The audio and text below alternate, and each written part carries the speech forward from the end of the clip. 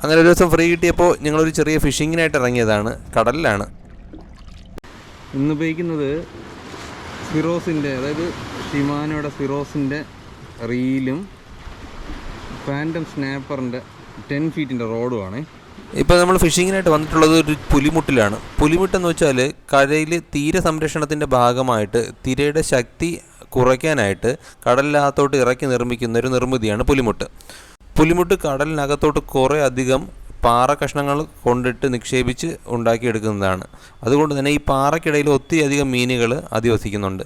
അവയെ തിന്നാൻ വരുന്ന മീനുകളാണ് നമ്മുടെ ടാർഗറ്റ്. നല്ല തെളിഞ്ഞ അന്തരീക്ഷം, നല്ല തെളിഞ്ഞ കടൽ. മീൻ സ്ട്രൈക്കൊന്നും ഇല്ല ഇതുവരെ.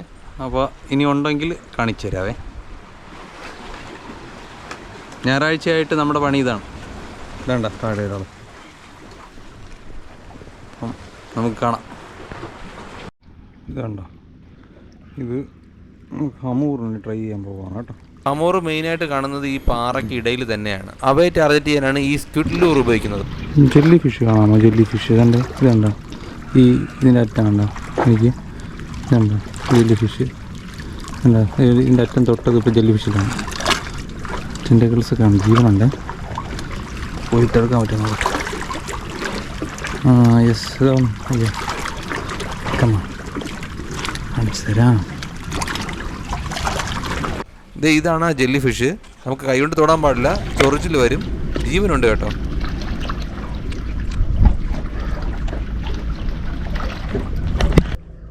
കാസ്റ്റ് ചെയ്യുമ്പോൾ എപ്പോഴും നമ്മുടെ പുറകിലൊരു കണ്ണ് വേണം. അല്ലെങ്കിൽ നമ്മൾ ലൂറോ ഹുക്കോ എവിടെയെങ്കിലുമൊക്കെ ഉടക്കി അല്ലെങ്കിൽ വേറെ ആർക്കെങ്കിലും ഹാം ചെയ്യാനും സാധ്യതയുണ്ട്. അതുകൊണ്ട് വളരെ കെയർഫുള്ളായിട്ട് പുറകിൽ നോക്കി തന്നെ കാസ്റ്റ് ചെയ്യുക. നല്ലോണം തെളിഞ്ഞ വെള്ളം ആയതുകൊണ്ട് തന്നെ ഈ ലൂറ് തിരിച്ചു വരുമ്പോൾ അടിയിൽ നിന്ന് നല്ലോണം കാണാനായിട്ട് സാധിക്കുന്നുണ്ട്. മീൻ സ്ട്രൈക്ക് കിട്ടാനായിട്ട് ഏറ്റവും ചാൻസ് കൂടിയതെന്ന് വെച്ചാൽ ഒരു ചെറിയൊരു കലക്ക് വെള്ളത്തിലാണ്. ഇപ്പം നമ്മൾ ചെയ്തുകൊണ്ടിരിക്കുന്ന ലൂർ ഫിഷിംഗ് ആണ്. ഇരയിട്ടല്ല മീൻ പിടിക്കുന്നത്, പകരം മീനിൻ്റെ ആകൃതിയിലുള്ള ഒരു സംഭവത്തെ എറിഞ്ഞ് മീനിനെ തെറ്റിദ്ധരിപ്പിച്ചാണ് മീനിനെ പിടിച്ചെടുക്കുന്നത്. ഇതിനെയാണ് ലൂറുകളെന്നറിയപ്പെടുന്നത്. ഇത് പർച്ചേസ് ചെയ്യാനായിട്ട് അത്യാവശ്യം നല്ല റേറ്റുണ്ട്. അതുകൊണ്ട് തന്നെ മെയിൻ്റനൻസ് കോസ്റ്റും കുറച്ച് കൂടുതലായിരിക്കും. സാൾട്ട് വാട്ടറിന് പ്രത്യേകമായിട്ടുള്ള ലൂറുകളൊക്കെ അവൈലബിൾ ആണ്. ഓരോ തവണ നമ്മൾ ലൂറുകൾ ഉപയോഗിച്ച ശേഷവും സാൾട്ട് വാട്ടറിങ് ഫിഷിങ്ങിന് ശേഷവും നല്ലോണം വാഷ് ചെയ്ത് അതിനെ ഹൂക്ക് ചെയ്ത് എവിടെയെങ്കിലും ഇട്ടേക്കുക ഉണക്കിയെടുക്കാനായിട്ട്. നോക്കിക്കോ, ഇപ്പോൾ ഒരു ചെറിയൊരു സ്ട്രൈക്ക് ഉണ്ടേ.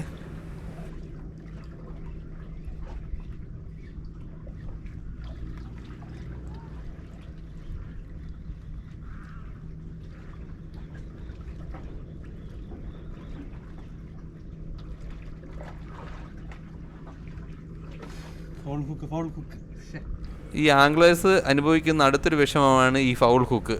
അടുത്ത് വരുമ്പോൾ ചിലപ്പോൾ മീൻ മിസ്സായി പോകും. ഇതെല്ലാം പാർട്ട് ഓഫ് ഗെയിമാണെന്ന് വിചാരിച്ച് നമുക്കതൊക്കെ ഒന്ന് ഇഗ്നോർ ചെയ്യാം. അടുത്ത ഫിഷിങ്ങിലോട്ട് കിടക്കാം, അത്ര തന്നെ. ക്ഷമയോടെയും കണ്ണിങ്നെസ്സോടെയും ചെയ്യേണ്ട ഒരു പ്രോസസ്സാണ് ഈ ഫിഷിങ്. അത് ഫിഷ് ചെയ്യുമ്പോൾ നമുക്ക് ആ ഒരു രീതി മനസ്സിലായി കിട്ടും. ആദ്യത്തെ 1-2 തവണ പുതിയ ചൂണ്ടക്കാരൊക്കെ വന്നിട്ട് മടുത്ത് ഉപേക്ഷിച്ച് പോകുന്നത് ഞാൻ കണ്ടിട്ടുണ്ട്. അതിൻ്റെ ആവശ്യമൊന്നുമില്ല. ഇത് ഒരു ഗെയിമിംഗ് ആയിട്ട് കാണുക, ഒരു രസത്തിൻ്റെ പേരിൽ ഉപയോഗിക്കുക, അത്ര തന്നെ. പിന്നെ പ്രധാനമായും ശ്രദ്ധിക്കേണ്ട മറ്റൊരു കാര്യം എന്ന് വെച്ചാൽ ഈ കടലിൽ ഫിഷ് ചെയ്യുമ്പോഴേക്കും നമ്മുടെ ഈ ലൂറുകളൊക്കെ ഈ കല്ലിൻ്റെ ഇടയിൽ ഉടക്കിയിട്ട് പോകാനായിട്ടുള്ള ചാൻസ് ഉണ്ട്.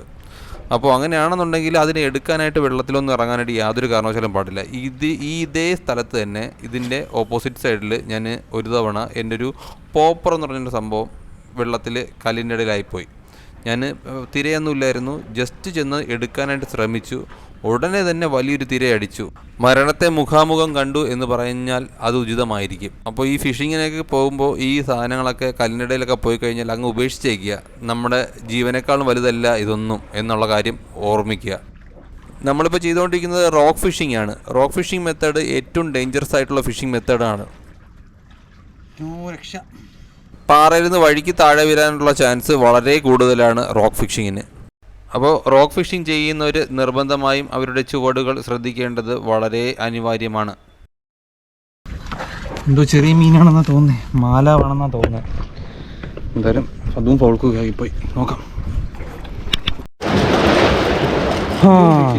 ഇതാദ്യത്തെ ഫിഷാണ്, ഈ സാധനത്തിൽ ആദ്യത്തെ ഫിഷ്. Good good good. നമ്മുടെ പുതിയ റോഡിൽ ആദ്യം കിട്ടിയ മീനാണ്. ഇതിനെ ഇവിടെ തിരിയാവെന്നാണ് പറയുന്നത്. ക്യൂൻ ഫിഷ് എന്നാണ് ഇതിനെ ഇംഗ്ലീഷിൽ പറയുന്ന പേര്. പലർക്കും ഇത് കഴിക്കാനായിട്ട് ഇഷ്ടമല്ല, കാരണം ഇവിടെ ദശയിലൊന്നും ഉപ്പോ പുളിയോ ഒന്നും അത്ര പെട്ടെന്നൊന്നും പിടിക്കാറില്ല. ഈ മീനിനെ ടേസ്റ്റായിട്ട് വയ്ക്കാൻ പറ്റിയ ഒരു ടിപ്പ് അടുത്ത വീഡിയോയിൽ ഞാൻ പറഞ്ഞുതരാവേ. മീൻ പിടിച്ചപ്പോൾ വലിയ സ്ട്രൈക്കൊന്നും ഇല്ലായിരുന്നു, കാരണം ഇത് ഹെവി ആയിട്ടുള്ള മീനിനെ പിടിക്കാനുള്ള സെറ്റപ്പാണ് കയ്യിലുള്ളത്. അതുകൊണ്ട് തന്നെയാണ് സ്ട്രൈക്ക് അത്ര പെട്ടെന്നൊന്നും വലുതായിട്ട് നമുക്ക് എഫക്റ്റ് ചെയ്തിട്ടില്ല. ഫസ്റ്റത്തെ മീൻ കരയ്ക്ക് കയറി 1-2 കാസ്റ്റിങ്ങിനിടയിൽ തന്നെ അടുത്ത സ്ട്രൈക്ക് കിട്ടി. വലിയൊരു പാരയായിരുന്നു, പക്ഷേ അത് ഫൗൾ ഹുക്കായി എസ്കേപ്പ് ആവുകയായിരുന്നു.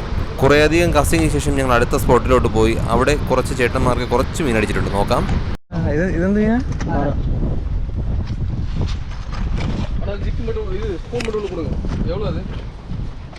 வெளியில எடுத்து வேணா கையில வச்சுக்க. ஒன்றும் இல்லைண்ணே, கையில எடுங்க. பொய்யாச்சுன்னா இன்னும் அவ்வளோதான் முடியும். வீடு இல்லை. ജീവനുണ്ടോ? ജീവനുണ്ടോ? ஜீவில அவரு நல்லா பெருசு. உங்களுக்கு காட்டுங்க, உங்களுக்கு காட்டுங்க. கீழே அடிச்சது காட்டுங்க. இது பெருசு, இவருக்கு பெருசு. வெளியிடுங்க. இது பெருசு. இது பெருசு. ஏன்னா 2 எண்ணம் அடிச்சு போயிட்டு ஒண்ணு சொன்னோம்ல அவங்கள்ட்ட. இது ஒண்ணு அங்க கையில பிடிச்சு வச்ச இந்த முள்ளு குத்திட்டு போயா விட்டுட்டேன். முள்ளு உள்ள ஏறிட்டுனா நமக்கு வேலை பக்கத்துல கம்ப்யூட்டர் அடிக்கணும்ல, கையில விட்டுட்டேன் டக்குன்னு. അത്യാവശ്യം വലിപ്പമുള്ള പാരയും വങ്കടയുമാണ് അവർക്ക് അടിച്ചിരിക്കുന്നത്. ടേസ്റ്റ് വൈസിൽ മുന്നിട്ട് നിൽക്കുന്നത് വങ്കടയാണെന്നാണ് ഇവർ പറഞ്ഞു തന്നത്. ഈ പാരയും വങ്കടയും പിടിച്ചത് ഒരു സ്പൂൺ ലൂർ എന്ന് പറഞ്ഞിട്ടൊരു ലൂറിലാണ്. ഇതാണ് സാധനം. ഇത് ഞാനും വാങ്ങിച്ചായിരുന്നു അവരുടെ കയ്യിൽ നിന്ന് തന്നെ. പുള്ളി കൊണ്ടുവന്നായിരുന്നു വിൽക്കാനായിട്ട്. ഇത് ഹാൻഡ് മെയ്ഡായിട്ട് പുള്ളി തന്നെ ഉണ്ടാക്കുന്നതാണ്. വിലയായി വന്നത് 300 രൂപയും. ഇത് ഉപയോഗിക്കേണ്ട രീതി എന്ന് വെച്ചാൽ നമ്മൾ ആഴത്തിലോട്ട് എറിയുക, കുറച്ച് നേരം ഒന്ന് വെയിറ്റ് ചെയ്യുക, ഗ്രൗണ്ടിൽ ടച്ചായെന്ന് ഉറപ്പുവരുത്തിയ ശേഷം പെട്ടെന്ന് റിട്രീവ് ചെയ്യുക. അങ്ങനെ ആകുമ്പോഴേക്കും പെട്ടെന്ന് മീൻ ഇതിനകത്ത് സ്ട്രൈക്ക് ആവും. ഡ്രാഗ് ടൈറ്റ് ചെയ്ത് വയ്ക്കേണ്ടത് സെമി ആയിട്ടായിരിക്കണം, എങ്കിലേ പെട്ടെന്ന് ഹുക്കപ്പ് ആവുകയുള്ളൂ. അങ്ങനെ ദൂരെ ഡോൾഫിൻ്റെ ഒരു കൂട്ടമുണ്ട് കേട്ടോ, പക്ഷേ വീഡിയോയിലൊന്നും കാണാൻ പറ്റത്തില്ല.